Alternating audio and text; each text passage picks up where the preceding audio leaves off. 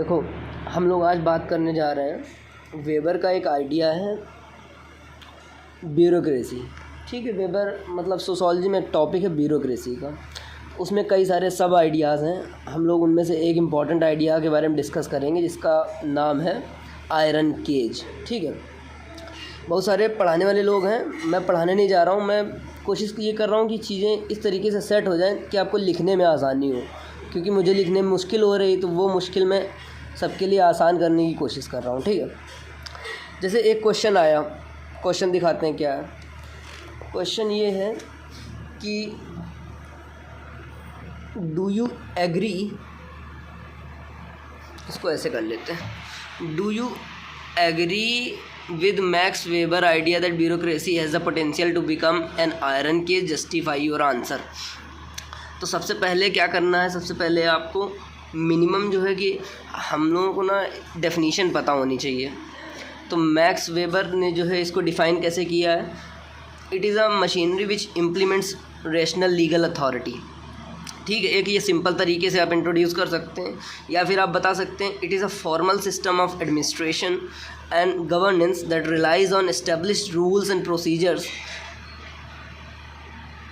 To implement the policies and it is impersonal in nature. तो इस तरीके से 2-3 तरीके हैं जिनसे आप इंट्रोड्यूस कर सकते हैं। मैंने कैसे किया है, Max Weber in his book Economy and Society outline bureaucracy as the most rational authority suited for modern industrial needs which are large and complex in nature। तो उसके बाद मैंने क्या किया कि वेबर सेज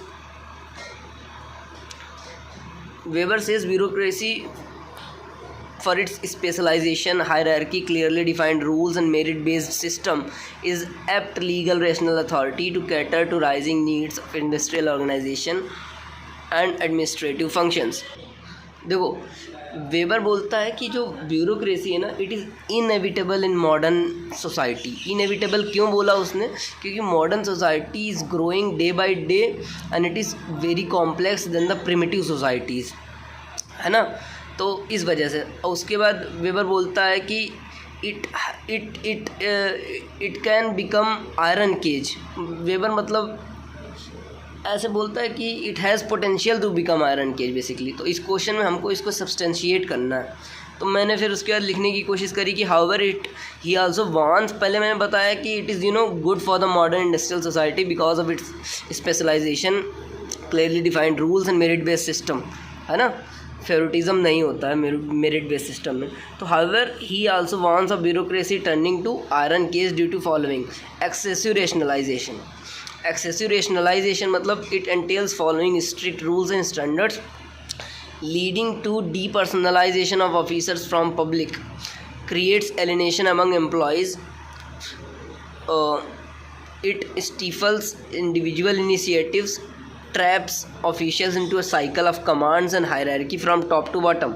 अब देखो, इसमें मैंने एक गलती क्या की, मतलब मैं तुम लोगों को बताता हूँ, जब लिखना है उस समय ऐसे लिखना है कि पॉइंट्स ओवरलैप नहीं होने चाहिए। जैसे मेरा पॉइंट नंबर 3 है, इट किल्स क्रिएटिविटी, मैंने इसमें लिख दिया। उसके बाद मैंने अगला पॉइंट लिखा कि इट स्टिफल्स इंडिविजुअल इनिशिएटिव्स। क्रिएटिविटी यहाँ नहीं होना चाहिए, लेकिन लिखते वक्त क्या होता है, अपन जल्दी जल्दी लिखने की कोशिश करते हैं कि टाइम के अंदर हो जाए, तो चीज़ें थोड़ी इधर उधर हो जाती हैं। उसके बाद मैंने इसमें लिखा कि many thinkers and scholars agreed and said, Merton का एक आइडिया है कि ब्यूरोक्रेटिक रिचुअलिज्म, है ना, talks about bureaucratic ritualism of strict adherence to the law. Then Aruna Roy एक सोशल एक्टिविस्ट हैं, वो बोलती हैं कि ब्यूरोक्रेसी इज टर्निंग अनरिस्पॉन्सिव, है ना। वो बोलती हैं कि it should foster participation and bottom of governance. Alvin Gouldner बोलते हैं कि it is not suited for the non routine work. उनका एक जो जिप्सम फैक्ट्री की एक स्टडी है, जिप्सम फैक्ट्री की एक स्टडी में ये है कि जो वर्क प्रिडिक्टेबल है, रूटीन है, उसमें ब्यूरोक्रेसी इफ़िशियंसी ला सकता है। लेकिन अनप्रिडिक्टेबल नेचर का वर्क रहता है, जैसे टेक्निकल वर्क हो गया, कमर्शियल वर्क हो गया, है ना, जैसे स्टार्टअप का जो गवर्नेंस है वो, उसको ब्यूरोक्रेटिक नहीं होना चाहिए इफ़िशियंसी के लिए, है ना, उसमें सिलोज नहीं होने चाहिए। उसके बाद मैंने इसको कंक्लूड करने की कोशिश करी कि considering above argument I to believe it has potential to serve the political interest only and turning to iron cage of rationality अब इतना लिखने के बाद मुझे यहाँ पर एक पॉइंट और ऐड करना चाहिए था, iron cage of rationality by following the commands, strictly following the commands given by the bosses के रूप में फिर पॉलिटिकल इंटरेस्ट वाला पॉइंट थोड़ा सा जस्टिफाई हो पाता, लेकिन यहाँ थोड़ा सा इस जगह थोड़ा सा गैप है। उसके बाद bringing suitable reforms allowing flexibility and innovation can prove it is the most desired and best form of authority to cater modern needs against the iron cage notion. इस तरीके से मैंने आंसर लिखा। अब इस आंसर में कमियां क्या क्या हैं मैं खुद अगर एनालाइज कर रहा हूँ तो एक कमी ये है कि मैंने जो ब्यूरोक्रेसी है ना उसको लिमिटेड वे में देखा, उसको एडमिनिस्ट्रेटिव वे में देखा, लेकिन इसको ऐसा नहीं देखना चाहिए था। इसको हमको अलग अलग तरीके से देखना चाहिए था। ब्यूरोक्रेसी इन एजुकेशनल इंस्टीट्यूशन ऐसे देखना चाहिए था, bureaucracy in health care sector इसको ऐसे देखना चाहिए था, ब्यूरोक्रेसी इन एडमिनिस्ट्रेशन ऐसे देखना चाहिए था। फिर जब आयरन केज की जो बात की गई है उन तीनों अगर हम डिफरेंट क्या कहते हैं एंगल्स इस्तेमाल करेंगे तो लिखना आसान हो जाएगा और एग्ज़ाम्पल ऐड करना आसान हो जाएगा। अब देखो मैं तुमको एक चीज़ दिखाता हूँ, तुम लोगों ने शायद पढ़ा होगा या नहीं भी पढ़ा होगा। एक केस था आईआईटी बॉम्बे ने एक दलित स्टूडेंट है, उसका नाम है प्रिंस जयबीर ऐसे करके, उसको एडमिशन देने से डिसअलाउ कर दिया था। उसके केस में जो सुप्रीम कोर्ट है उसने बोला था कि formal rationality is taking over the substantive rationality. ये क्या है? ये रेशनलाइजेशन है, एक्सेसिव रेशनलाइजेशन, जिसके कारण उसको एडमिशन नहीं दिया जा रहा था। क्यों नहीं दिया जा रहा था? क्योंकि उनकी साइट जो है वो ख़राब हो गई थी और वो फ़ीस पेमेंट नहीं कर पाया था वो लड़का। इसलिए सुप्रीम कोर्ट ने बोला कि इसको सीट दो एंड उसके केस में ये वाली कमेंट करी थी कि formal rationality is taking over the substantive rationality. एक ये एग्ज़ाम्पल हो गया।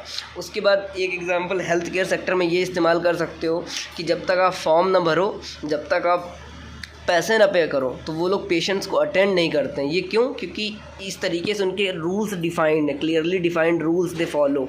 तो ये क्या है? ये ब्यूरोक्रेसी है, ब्यूरोक्रेसी का नुकसान है।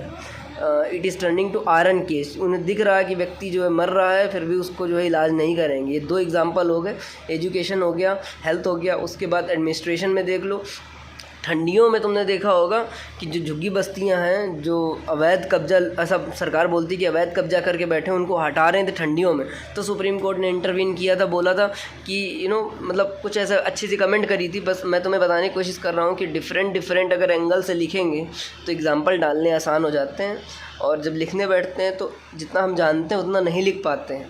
पर कोई बात नहीं, we will try and we will keep trying. तो thank you, hope it helps.